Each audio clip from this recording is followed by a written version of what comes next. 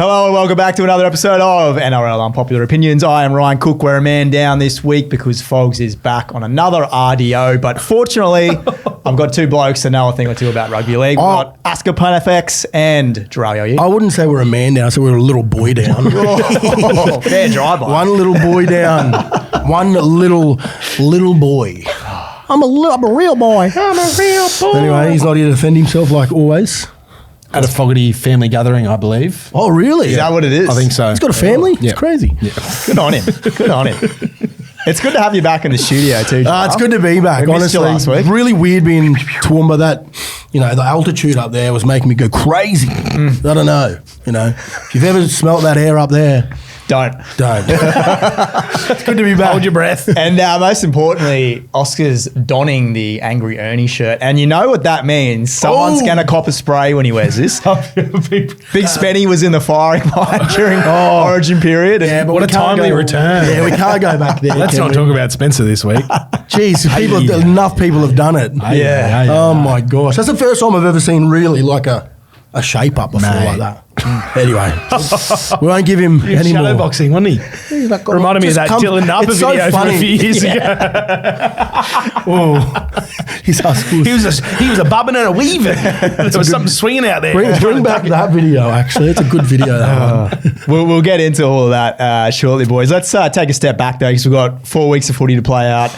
I want to take a broader look at the top four and the top eight because you suddenly look at the ladder and here comes Penrith. But yeah, it's that office meme, mate. Yeah, what the f***? Where'd you come from? Yeah. Penrith are there, and the bloody fourth team keeps slipping. Wahs let one slip. The Dogs have dropped a couple in recent weeks. Raiders dropped one last week. So, yeah, well, in fact, they're there now, aren't they? Penrith fourth. $1.45 to finish top four. Short. Jeez. Do we have any? Numbers what they would have been. They were in round 12. They were last. That's Yeah. just ludicrous. I think you're taking 20 to 1 for the. They've gone 10 in a row. Yeah. They've gone 10 in a row. Yeah. Souths did that too, almost, but just opposites. Don't talk about yourself. did. like that. Yeah, congrats on the win, by the way, Oscar. Stop it. Just stop. I haven't had anything to talk about for a long time. I honestly cannot believe they're there. I can believe. What am I talking about? They're incredible footy side, man. And it's really hard now. It'd be good if the Melbourne Storm did us a favour this weekend, the Bronx, because if we lose this, we could possibly move to 8th position. Yep. Which is crazy. Crazy to think that, and we've lost some pretty hot property in the three boys that we've lost. Yes, dark times for the Bronx. We'll get into that a little bit soon as we get into the team chat. But look, which of these teams do you think is going to fall out? Because I was at Finn's Roosters on Saturday night. Yep. Roosters look deadly right now. Yep. And I think a week ago you guys said the Roosters probably couldn't make the 8 unless they put up a score on the Finns. No, I was keen on them. Out of the three, I said out of Finns, Roosters and Manly, I said, well, a long time ago I said Dolphins would when we were frothing on Izzy, Yeah. but then you reminded me, Ryan, of all the injuries they had. But yeah, I thought it was the Chooks coming home the strongest. They got Sammy Walker back, starting to get some continuity in the back line there as well. Like when they're a better team when Billy Smith plays. It's like not a highlight reel name, but like he plugs into that left centre position, and then Marky Mark can do what he's doing out there on the wing. I like the Chookies. I think they're coming home strong. Big game against the Doggies on Friday night too. There's so many good matchups this week. Hey? Yeah. Like you started the recording talking about Penrith. They've worked their way into fourth, and now they get to verse Melbourne. So we get like not that we need like a reality check or whatever on where the Panthers are at. Litmus test. A litmus test. Yeah, that's what it's called. like that. It's well done. It's a great time for two teams that are like my notes for those, both Melbourne and Penrith over the last couple of weeks are just how resilient they are. Like they'll stay, that's so patient. They'll stay in the grind. Melbourne, was it 2 weeks ago, I think? They just worked off their line. Yeah, against Parramatta for 60 minutes. Para were up for that game. There was evens, or Melbourne might have even been down early, and they just stayed in the grind, kicked to corners, don't make errors, wait until there's a bit of fatigue in the opposition, and then they go bang, bang and score late.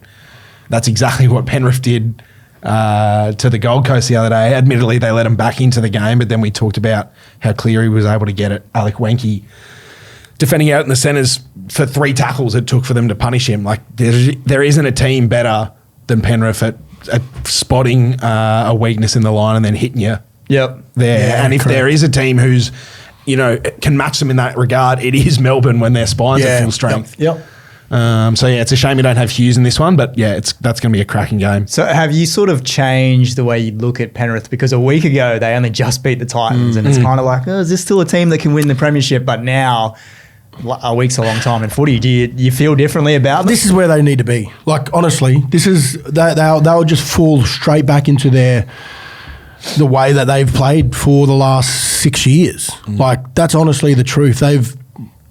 They needed to put themselves in a situation where they can fight for a top 4 position. And if we, talk about when we were talking in round 12 in our 12th episode this year, we thought there's no way in the world that they're going to have to do this.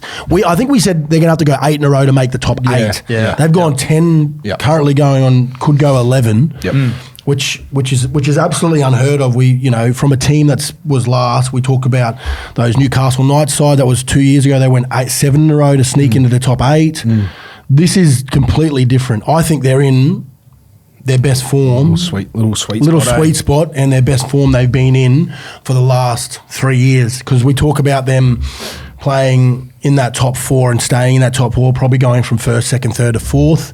I think this is more incredible, and I think it makes them hungrier, which is scary. Well, they're winning in different ways as well. Like, Yeah. I don't think the way that they won narrowly against the Titans 2 weeks ago, I don't think that's a negative for them. Like, it's concerning that they let the Gold Coast back into the game. Like, obviously, Ivan Cleary would want his boys to, I guess, maintain the lead that they built early in that one. But in the same breath, like, I can't remember it now sitting here on the panel, but I'm sure there were games in the last 4 years where they slipped up midway through a contest, but then they were able to find a way in the last dying moments. The Iceman, that's where he gets his name from, nails those moments, and they win games off those moments. But And that's what also, they did against the Gold Titans. Coast are playing good footy at the moment. And the Titans can put points on you. Frisky team. Yeah, they're like, honestly... Frisky team. Frisky. Wow, Ryan. Like, they are, though. Like, we spoke about the Titans. It's a great We spoke about the Titans like in the middle of the year and they were busters. They're actually finding... Yeah. And this is what teams do. It's annoying. The back end of the year, they find form. Get a bit frisky with it. Because they're just... Very frisky. That's correct. Maybe they get a crack at second base before the season's done. You get a little outside little the feel, bra cop touch, feel? maybe. What is second base? Because I don't think I've been there for a long time. You know who else is frisky is Underrated base, hey, second. Yeah. Correct. We know what kind of man you are, Oscar.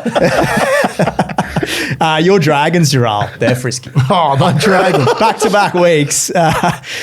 Raiders and Sharks, 2 big scalps. I think that's the team that plays spoiler down the stretch here. Sure. Yeah, St. probably. George. Yeah, probably. I thought the Sharks were going to just start to fall, like, honestly. But when I look at their draw, I think to myself,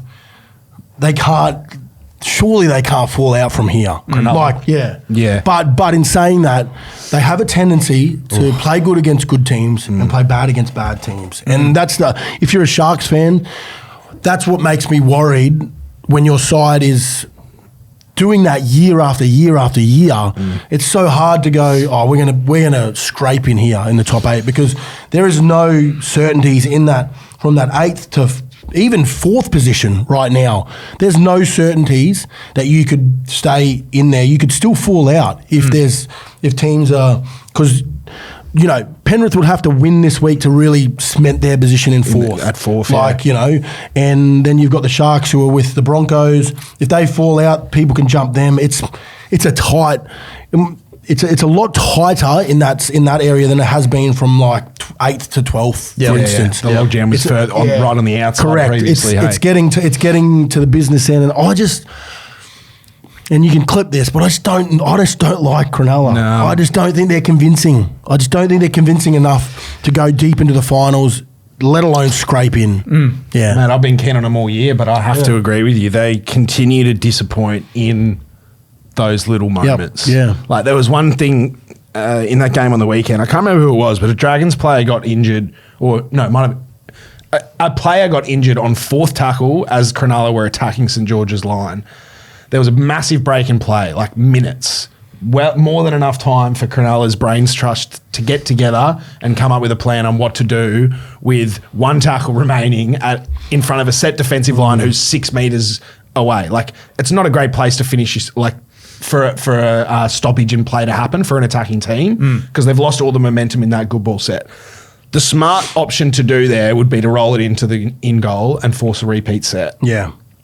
They went for a short side, like, double cutout pass through Trindle. It was like, what? It's just impatient, low percentage footy in those fifth tackle, like in those moments where you need smart decisions. Like a good opposite, I guess, is what Canberra do. Yep. They make so many unorthodox or high risk decisions throughout a game, but Fogarty always makes smart choices on fifth tackle. So it kind of offsets it a little bit. They might do some crazy shit for tackles 1 through 4, but Jharal finishes them in a good spot on the field. They get a good kick chase and they're able to front load in D and defend any errors or poor decisions they make with the ball. But Cronulla just don't do that. Yep.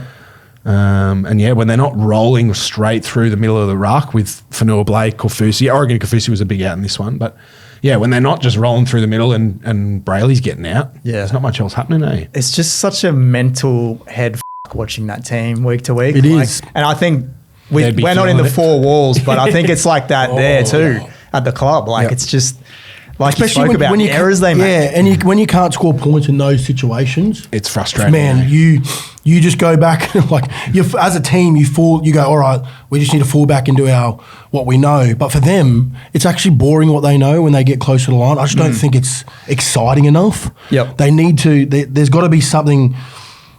You know, their wingers have been, you know, saviours for them in the last couple of years with big plays and how they get them out of trouble. But you can't go into finals footy doing that. You need to play as a team, and the Cronulla Sharks are just not. I just don't know. I think they're the one team in the 8 that are just making up the numbers right now. I think you could make a case for any other team that they could maybe win the premiership, but Cronulla, I don't know if I'm there yet. Yeah. Again, I've been so keen on them. I can see their ceiling, but we're not seeing it week to week, are we? So I probably need to just shut up for a bit and maybe give them some more time, or there might. They've had enough time. There might be some changes coming. So. They've had 23 rounds. Gosh. Just quickly back on the Dragons, Flano extending. We've spoken about Flano a lot this year. Did he get Shane Flanagan? Yep. How long did he get? 2028. I rate that, eh? If I was a Dragons fan, I'd be very happy. So he's come out and said they're 2 class players away from being a seriously competitive side. Would you agree with that? Yeah. Yeah, 100%. Yep. Like, you look at the roster that they've got this year, the dudes that he's had to bring in last minute. They got Clemmer midway through the season. Yep. Old Frankie Molo. I mean, they lose DeBellin, which they're losing. Yeah. I think he's a big loss. I actually do think he's a big loss for them. Yeah, but I also feel like they're probably getting rid of him before he really drops off. Yeah. Like what we talked about with what Melbourne do. Yeah. Like they need a class half, you could probably say. But yeah, they're a hard working, gritty team, eh? Oh, gritty is the right word. Yeah. And like if I was, if I'm a footy fan and if there's one thing that I want out of my team, like when I'm supporting them each week, I want them to show up and I want them to compete and I want them to not give a fuck whether they're outclassed by their opposition or not. Just know what you're going to get from them. Like we pretty much know what we're going to get for the Dragons every week. Sometimes they just haven't had the icing on the cake to win games against classier opposition. Well, put it this way: do you reckon it's a good year for them if they finish in 11th position? I think you can hang your hat for the first time if you're a Dragons fan, knowing where that team's going. Yeah. And you couldn't say that over the last 10 years. Well, just to let you know this, they finished 11th last year as well. Yeah.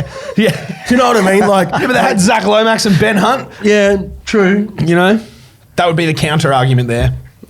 Yeah, I don't think. I mean, yeah, it's certainly 11th is not a roaring success, is it? But no, I like that. I think that's well packaged up, Ryan. There's a trajectory there for that club now. King Tongi is doing some good things. Yeah. They've debuted a lot of guys this year that we hadn't even heard of, or had just seen glimpses of in Reggie's previously, who are going to be big role players for the next few years. So yeah, I like it. Before we dive into a few more teams, just talking about the upcoming round, there is a big game, I guess you could call it big, Sunday afternoon, Tigers, Sea Eagles. This is basically win or forget about it. There's a mathematical chance that these teams do play finals. You're telling me there's a chance? Surely these teams have both forgotten about it already. They are. Anyone want to build the case for any of these teams maybe make a run? To finish 8th? Yeah. Well, I don't think West Tigers, definitely not. I mean, No, I can't. I can't get around. I'll say this: they're so much better than last year. They are. They've taken steps. They've taken steps. Yeah. And you know what? We haven't. I would say that in the last 5 years, we really haven't seen that from the West Tigers. Yep. So whatever's going on, whatever was happening at the start of the year and how much drama there was around, not externally, internally.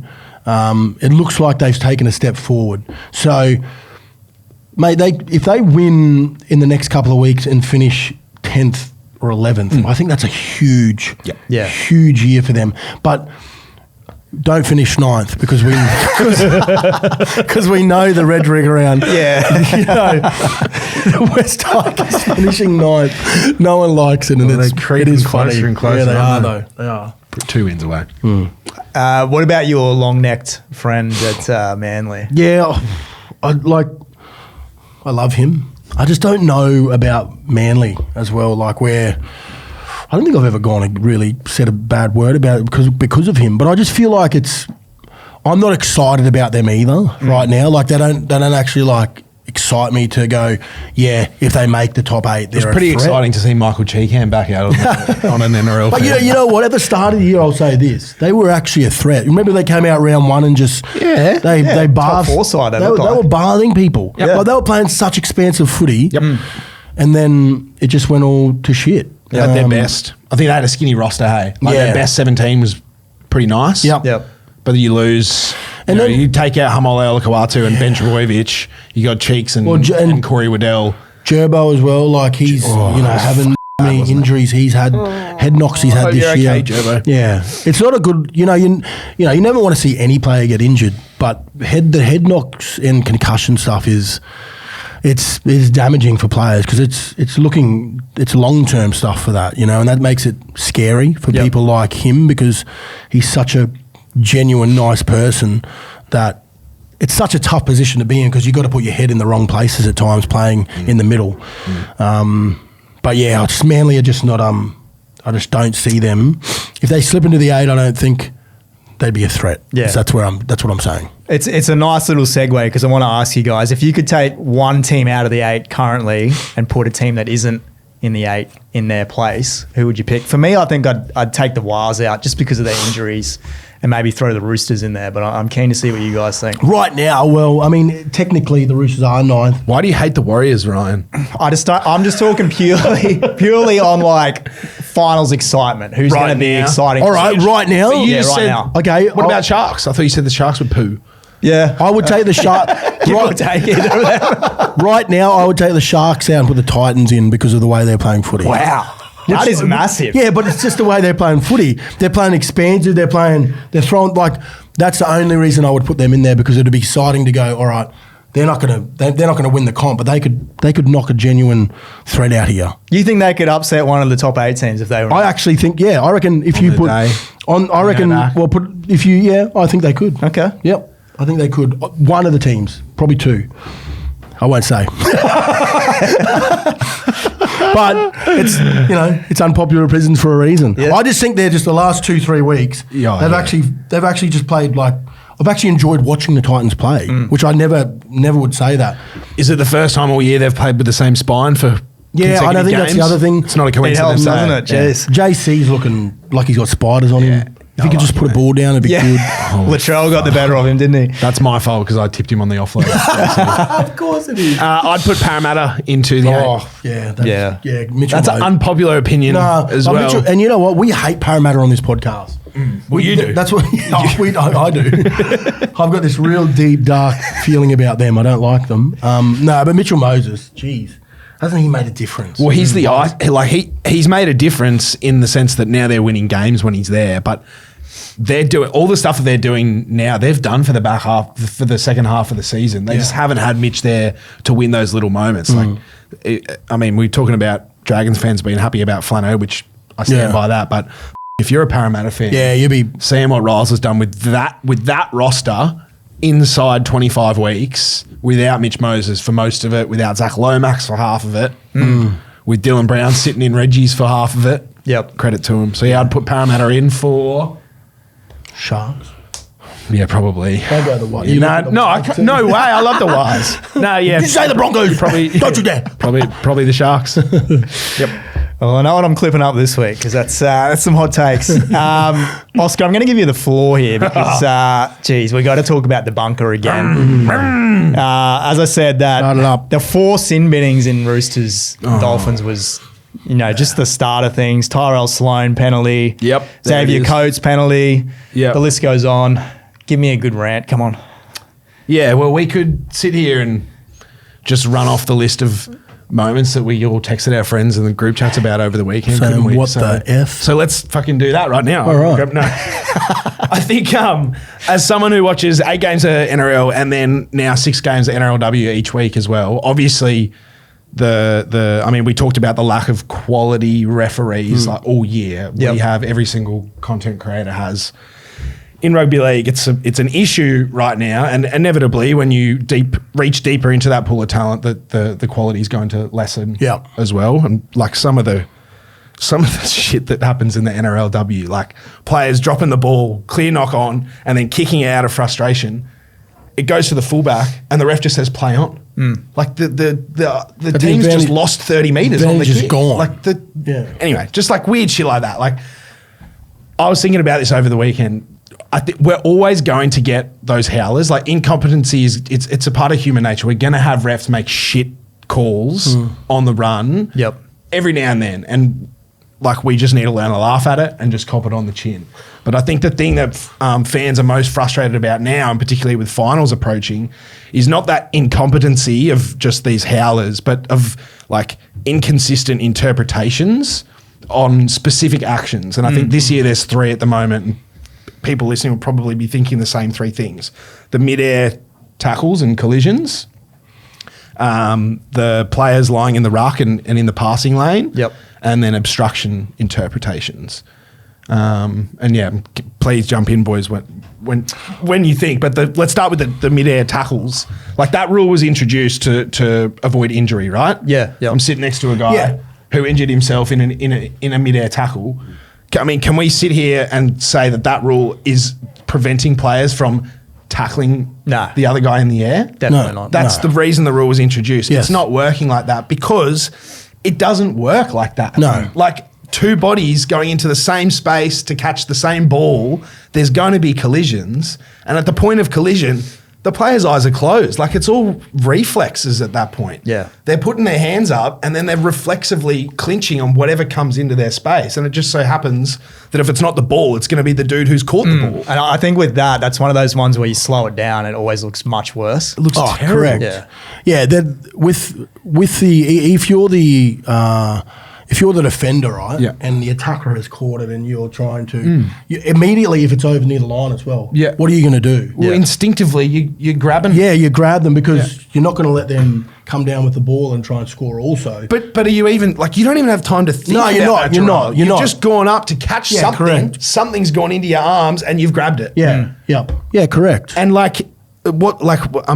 this is tired because everyone says it every time. This is why I've started with this one, because everyone knows. It's so obvious. We just need to get rid of this rule. It's ridiculous. Because, what's the alternative? Do I just go limp in the air and then land like a fucking silly salmon on the ground? Right? Do we just need to introduce a silly salmon interpretation? So that one, I think, is an example of it's not referees making howlers or shocker decisions. That's the rules problem. Yeah. And I think it's a theme around this one and the other 2.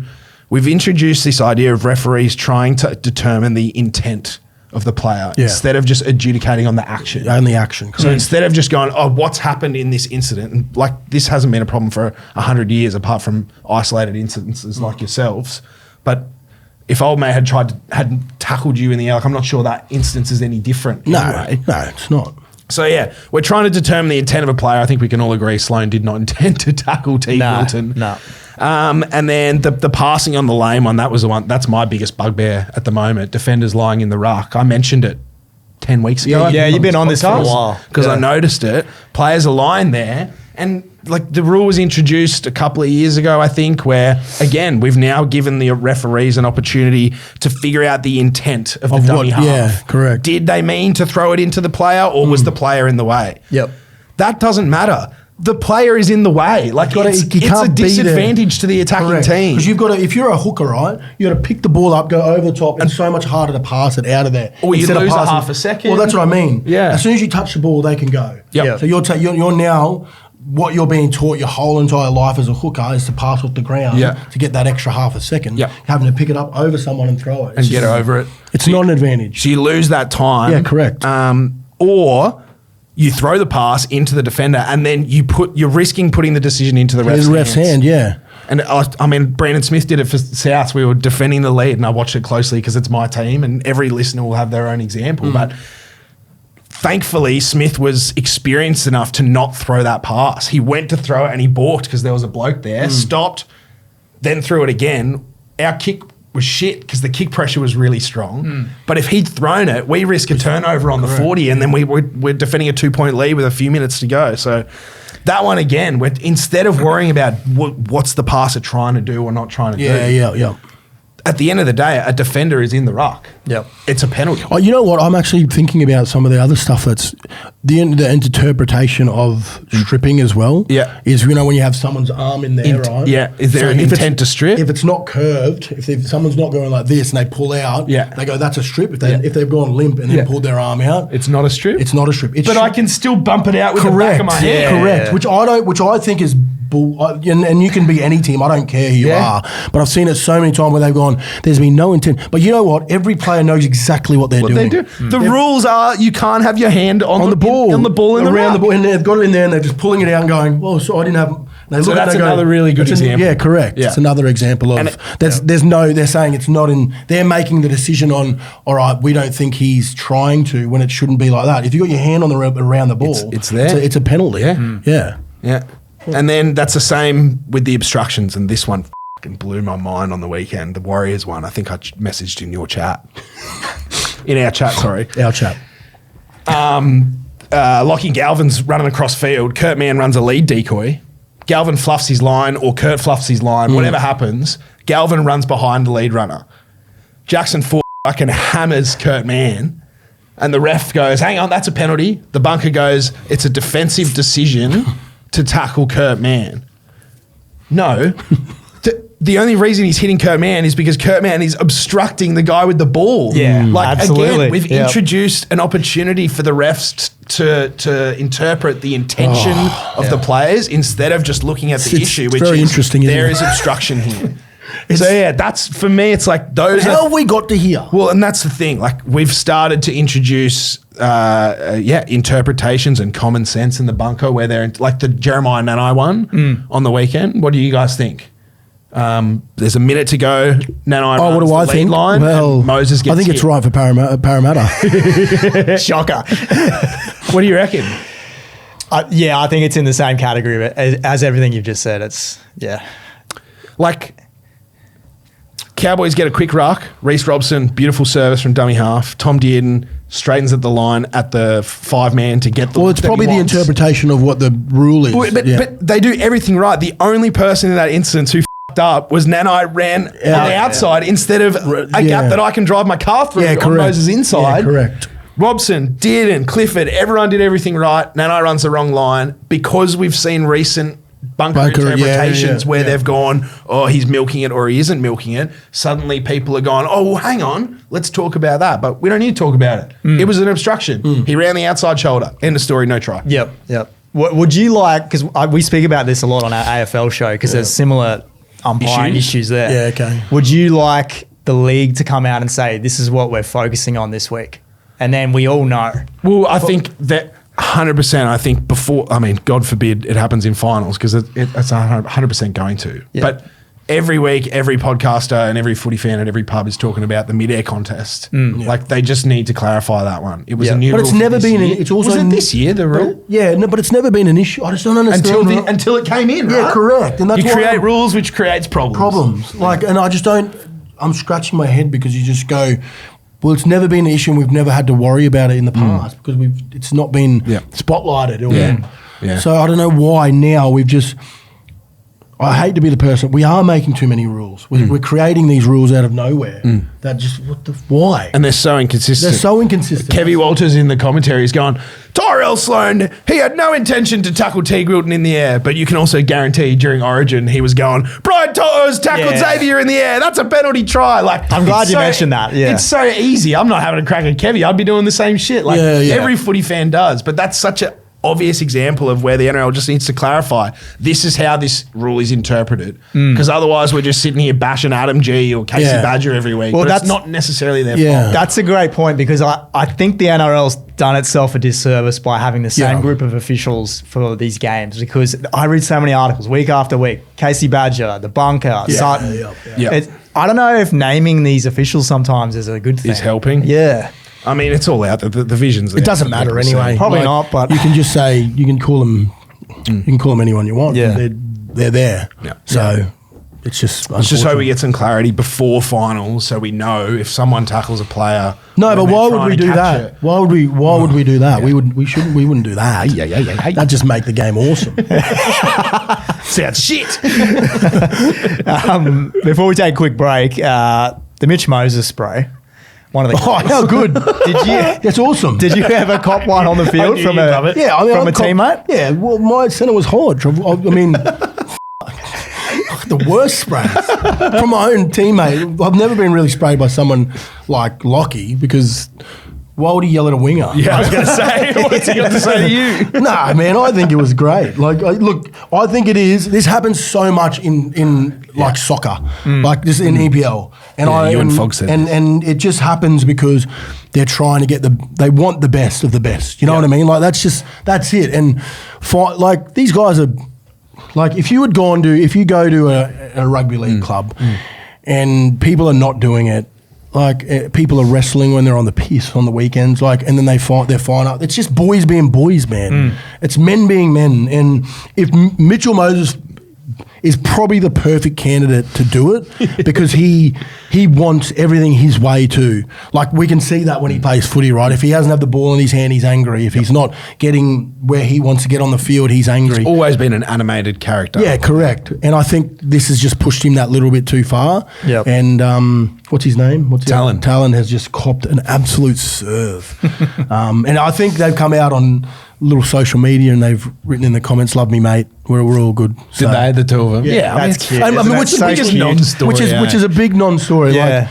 Like, I think who did this at the start of the year? There was another one. I feel like we did speak about this at some point. I can't remember. Where they sprayed each other on the field and wasn't it the Bronx boys? Yeah, it was Walshy and Stags. Yeah. Katoni, like 3 weeks ago. Yeah, it was a couple of weeks ago. Yeah, against the Titans. Yeah. So, like, man, it happens so much.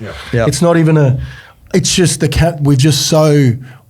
so on the spotlight that you just cannot miss that. And you can tell what he's called him a fuckwit or something. Like, or give me the fucking ball. Like, it's like the third time or the second time they've played together as well. Like, it's obvious. It's just a young ball. It's an old ball and a young ball. And a young calf and a young. I can't get the old ball. See me coming down the shower. I'm looking good. A luscious V hair running from my chest. Down to my ball throw. Oh, great movie. But yes, it's good to see. Like, we need more of it. We need more of it. And when I say more of it, that's demanding halfbacks wanting to win footy games. I think their relationship's so good that he can do that. Do you know what I mean? If it's not, you're probably having a drama off the field, away from the game, and you're like, I don't want him to play with us because he's not doing the right thing. I think it's fine. Yeah, it shows that they care, doesn't it? Especially with those struggling clubs. Yep. Well, at this point in the season, to be spraying your teammate like that, it shows a lot of good signs. Better, yeah, correct. Quickly, before we take a break, where are you at on the panic meter with the Bronx injuries? Nah, give me a number between 1 and 10. Mate, look, I've had a bit of time to think about it, but you just look at our squad and our depth. We've got enough football players in our squad to be able to fill the spots. Yep. So there's teams in this comp who don't have anywhere near the caliber of players that we have. So we shouldn't be panicking. We should just be next man up mentality. And I feel like Madge is that type of person as well. So we've got a halfback who's played his whole career there, like that we're worried about, in Ben Hunt. It's just who's going to come into that other role. You know what I would like to see? Just throw a spanner in the works. I'd like to see someone go to fullback and Reece Walsh go to 5'8". Okay. That's what I would like to see. I just Who would play fullback? Yeah, you don't have anyone in the roster. He struggled when he was out, hey? No, correct. Cobbo was there for a bit. Jesse had a couple of games there. Well, I think... I don't hate the idea. If they had the...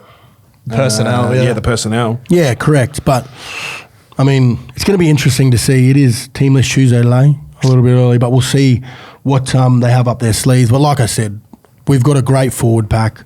Ben Hunt's a quality half. I think he'll be able to... It'll be fine. Hunt 7, Walters 6, right? Sure, well, we've got Pakes at 9. We've got bloody hookers coming out of our wahoo. Good problem to You have. got the smoothie man there as well, isn't he? Correct. And then Cody, what's his name? No, Black's the hooker. Yeah, no, Black's the the half. Moser, Blake Moser. What would He's you injured, feel? I think. What would you feel like? Honestly, this is taken away from me because it's my club. But how would you feel if we blooded the young kid this weekend? Cody Black. Yeah. There's too much on the line. Well, that's isn't there? so. There's a lot of people talking about it, but You don't need to. no. When you get Ezra and Renault back, they're both like 4 to 8 weeks. No, so I think Renault's 3 to 4, and I think Ezra and Xavier? No, So who's the other one? And Cobbo could be season Yeah, right. 6 weeks. So that's deep in the final. Yeah, okay. Could be. I haven't figured. I know about Renault. It's 3 to 4, but I don't know about those other two. So it could be anything. So Ezra's a big lot. I think Ezra's the biggest one. yeah. Well, Renault's huge as well. Yeah, but like you said, you got Hunty there who can do Renault's job. You Yeah. don't have anyone who can do what Ezra does for the Bronx attack. It does. The only thing it does interrupt is us. Ben was playing great and setting up what he needed to do in the hooker role, and Bill was coming on and doing a great job at hooker in those moments. Like it actually was starting to roll pretty well. Yeah. And I'm not going to lie to you, I think we had Melbourne's measure. I honestly think we were. It was a good game It was early. going to be a great game of footy. 20 minutes in, it was 2-0. He Like, bombed a couple of early tries, no? yeah. There were a couple of breaks. I just feel like that was going to be a really good footy game if we had kept our felt like it. team together. So, look, we could be whinging. We're at Suncorp Stadium on Saturday against the Dolphins. It's a big test and to be in the top 4 is there's still a chase there. So you've got to have motivation in other ways, not just worry about those boys that being out. Yep. We will preview the Battle of Brisbane on the other side of the break. We'll pick a multi and we'll get out of here. You were listening to NRL Unpopular Opinions. Boys, I was out of action last week for the multi, but we had a special guest. Give me Tamika Upton. Yeah. Any time? No good? Rakajeed, Jack Reed. Yes.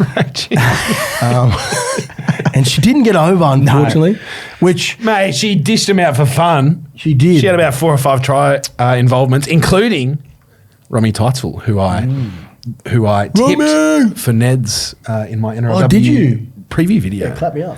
Shot my brother. Any comment wars on the videos last week? Just a lot of people calling me gay and asking me who the I am. Just another new. Same old.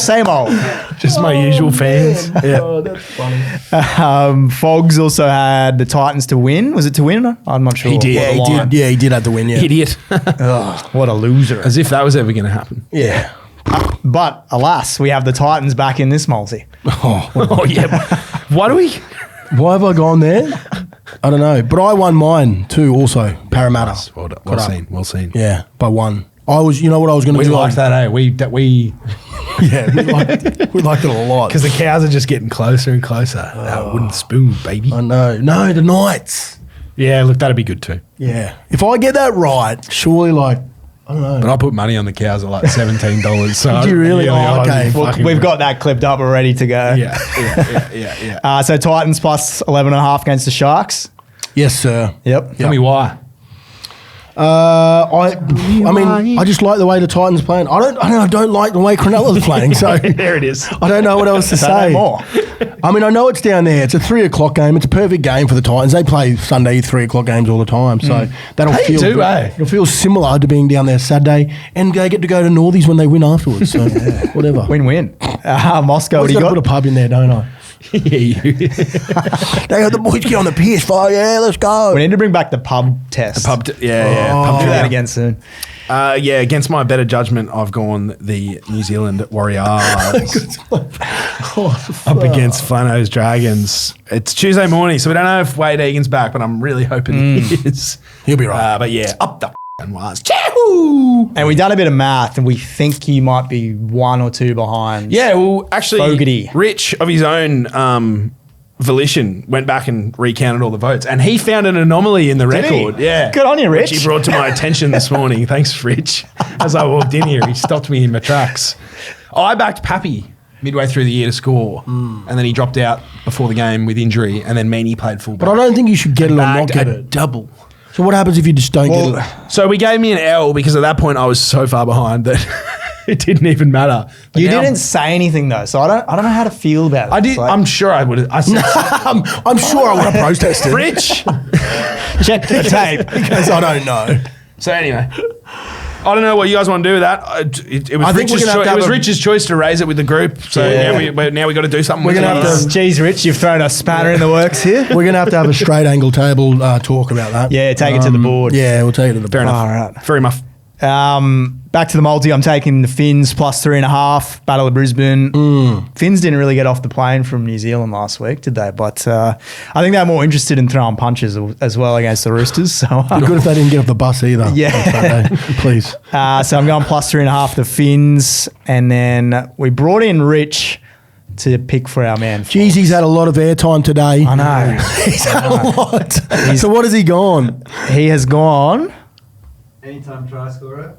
Anytime try. anytime try to try Tony scorer, Staggs. to Tony Staggs. Yeah, I like that. All right. Okay. I don't hate it either. It's not bad. So we're getting $5.59 for the 3 legs Yeah. before we get player markets. So Okay. I don't know. It'll be around Tones will be I reckon- high $2. Yeah. I reckon 270 around that. Yeah. Yeah, okay. On top of what? 5.59. Oh, we're in double figures. I can feel it. Yep. Hey. Yep. That'll be up on the NEDS app and in open groups. Boys, before we get out of here, we've got to talk about the grand final because the AFL have announced they got Snoop Dogg for the What? entertainment. Do they? And I just want to say, I think this puts enormous pressure on the Hit the NRL. Landis, bro. Watch On the him. NRL. Watch him go. Really get. Oh, he'll get someone that, probably like the Eagles or something that he likes. He's gone back in this day. If Jimmy Barnes. If the Eagles played at the grand final, I'd literally go. I'm not even lying to you. Can you imagine Yeah, that'd them be red hot. singing Hotel California? That would be great. That would be amazing. Yeah. Anyway, no, I don't want to put anything out into the universe, but let's hope the Eagles do. But Snoop Dogg, Snoop's massive. that is massive. It's a big get. I'm just trying to think of like all the People who get high. local Australian Yeah. rappers that we can like form like an Avengers style ensemble Yeah. performance. All day. Illy, all day, Hilltop Hoods. Who else we got? Cursor. 360 and are they still around? But the other thing is, that cannabis is legal if you're. So it could. What's the rule? Or do you know what I mean? Where are you going with this? I'm just saying that. Oh, saying- for Snoopy Snoop. Are you saying pe- Snoop Dogg smokes weed? No, I'm just saying that people just be getting Smoking real up. high before they go in. Wouldn't that be a different vibe? Well, that's what I'm saying. They usually it's rock anthems and fuck pump. Imagine if it People was just be imagine if it was just like some nice meditation music. It was just Snoop D-O double G just spliffing up with the boys. But the other thing is that the right? Is he the right crowd for NRL fans, for AFL fans? of AFL fans. Yeah. Well, they had Katy Perry last year, and you could argue that she wasn't the right person Well, for the crowd either. So, don't know. Well, I'll put it this way: they've gone from one end of the spectrum to the other. They really have, yeah. What they've got to come and they've got to meet in the middle. Yeah. What did we have last year? Kid Leroy. Man, that's good. Did we? That's good, actually. Yeah, Redfern kid. That's mad. Yeah, that's actually a big one. NRL sticks with the Aussie. They theme, try to which do I don't try mind. to- Yeah. Yeah. So who do you think, if we were to pick one this year, who would we pick? Oh, I was going to say, was it Wolfmother year before? I was gonna say, how many? We've had Australian Wolfmother at the acts can we Broncos, pull out of bro. the obscurity. We had again? the Wolfmother of the Broncos at the start of Powderfinger this still year. around? Me too. Wow. It's going to be interesting. Do we have any other Aussie rappers overseas? Like big ones, apart from Kid Leroy at the moment? I don't think so. Nah. No. Like huge ones, I'm saying. Bring back Joel Turner. Yeah. I don't even know who that is. Do you want to beatbox us out of here? Yeah. Go on. That'll do us. Thank you, Oscar. Thank you, Jharal. We'll be back next week. What are you really gambling with? For free and confidential support, call the number on the screen or visit the website